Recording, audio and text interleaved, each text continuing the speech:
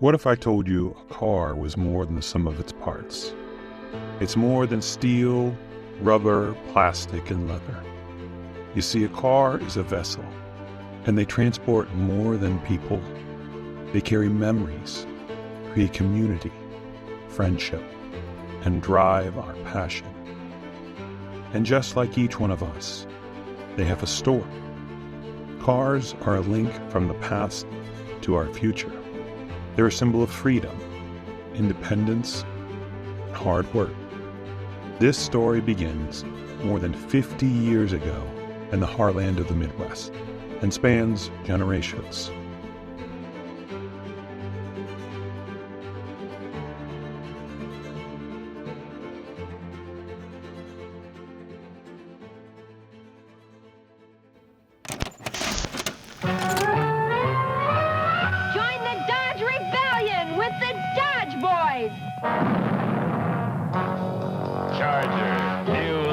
Dodge Rebellion.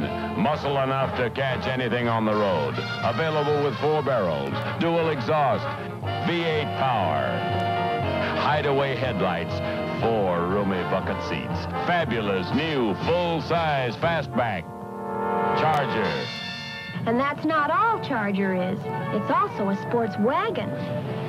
These bucket seats fold down flat to give you a cargo space 7.5 feet long.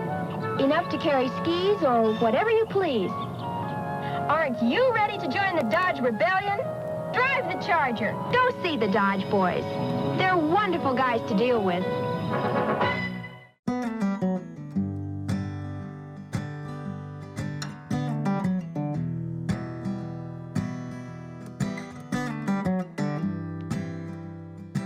Question, Monty. When and why did you decide to buy a Charger new in 1966? Well, my dad had a car in Greenfield, and he came home one day and said, hey, they got Chargers on sale over Andis Motors.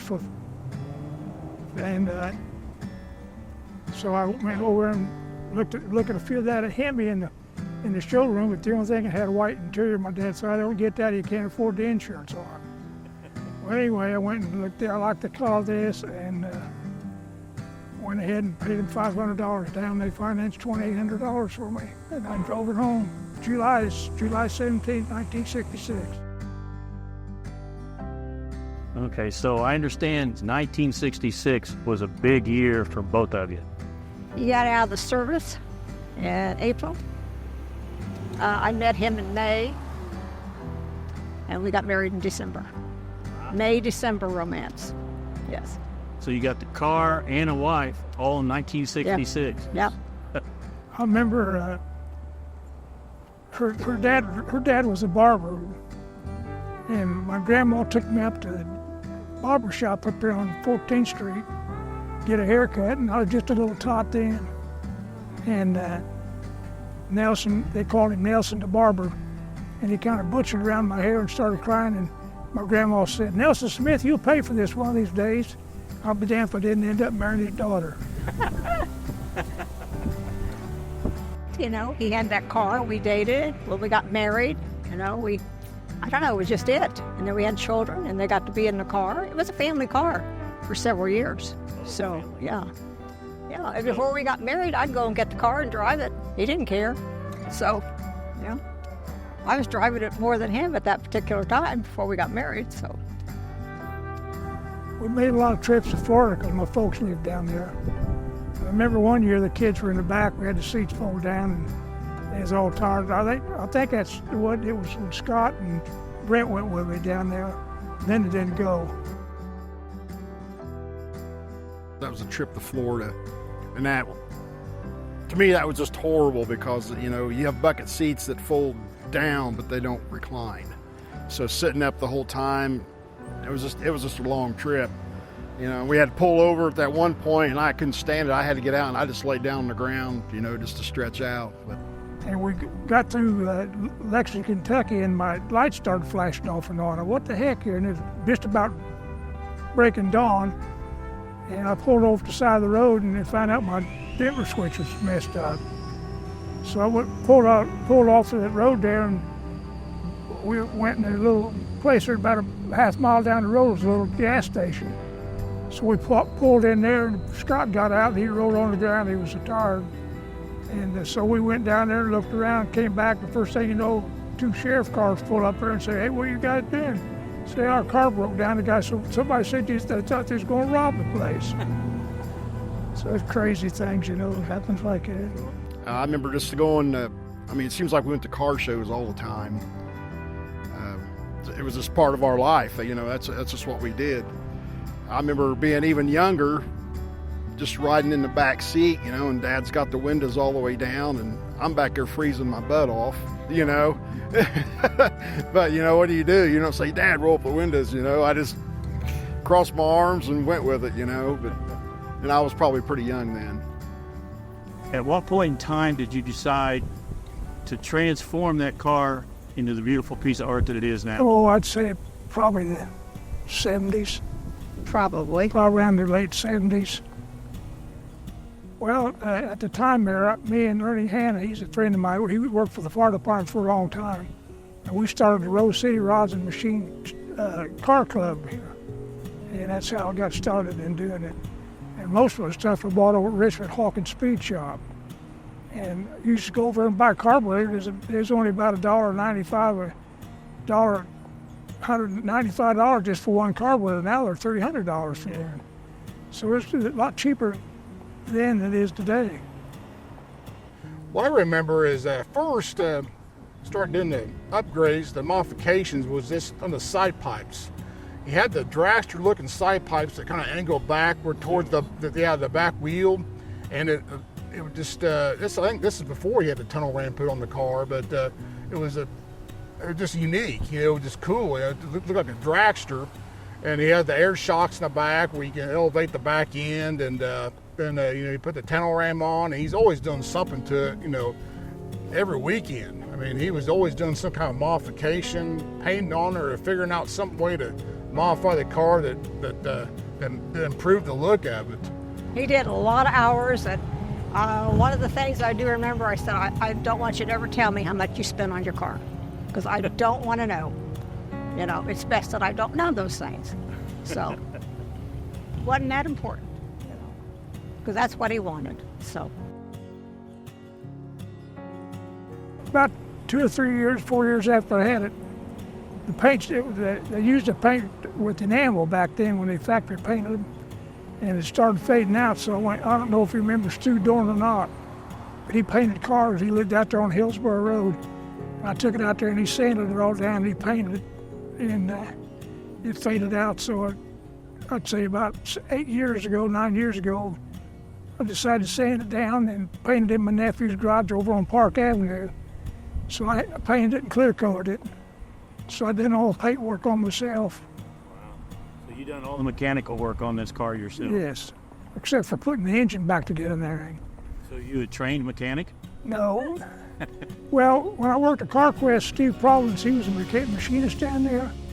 And I told him when I went to check it, I had a little bit of antifreeze and oil. So I told him I'd take the motor out of it, take it to him, he'd rebuild. He said he just charged me for the parts. He wouldn't charge me labor to have it done, so. Okay, Monty, I'm going to show you this. Tell us what this is and the significance of that. It's a new car order when I bought it July 13th, 1966.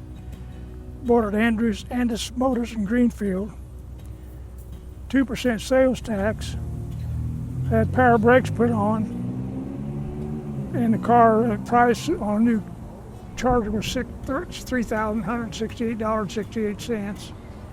And also I got the license plate with the registration to it too.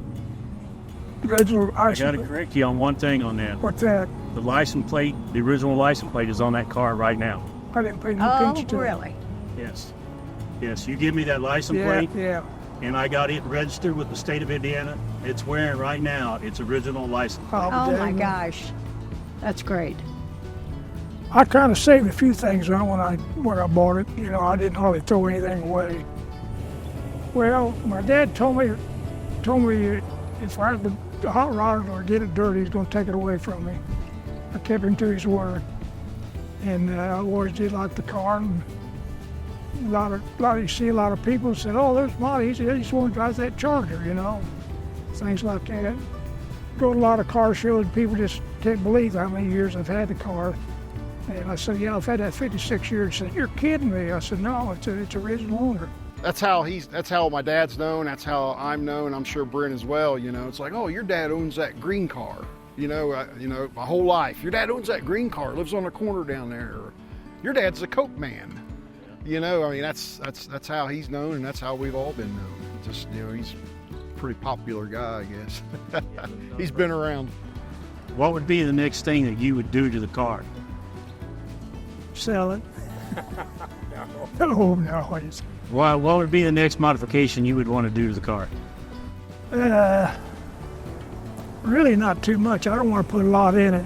You know, to me, it's just the way it is now. It's, you know, the way I want it to be now. It's perfect the way I don't want to have any more thing to do to it or anything. Like I said, I can't imagine how much money he's put into it with his parts and his modifications, and the time alone is it's priceless. But like I said, the car is great. Always has for a long period of time, and it will for decades to come.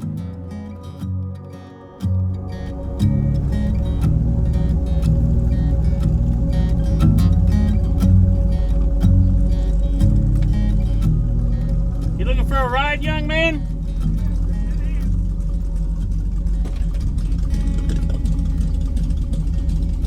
Pulling it away there.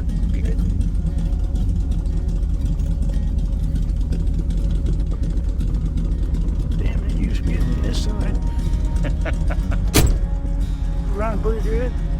Yeah. Like going home, isn't it?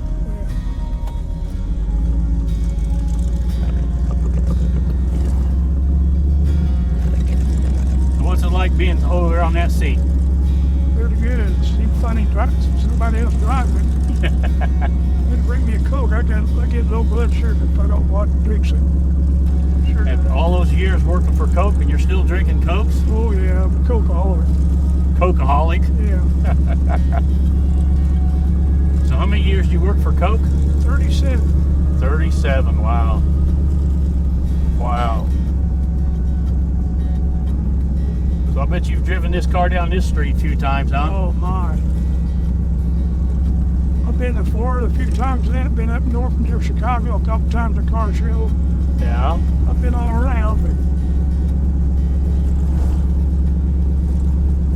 I bought some fuses and I think for that fuse thing here if you want to take a look at them later on. Okay.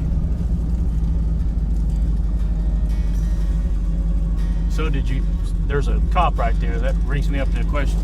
Did you ever get stopped by the police in this thing? Yeah, I was going to this car show in Terre Haute. It's been probably back in the early 90s or late 90s. I was on I-70. I was doing the speed limit. And I just happened to see this cop behind me. Suddenly put his flashing lights on, or what the hell, I wasn't speeding.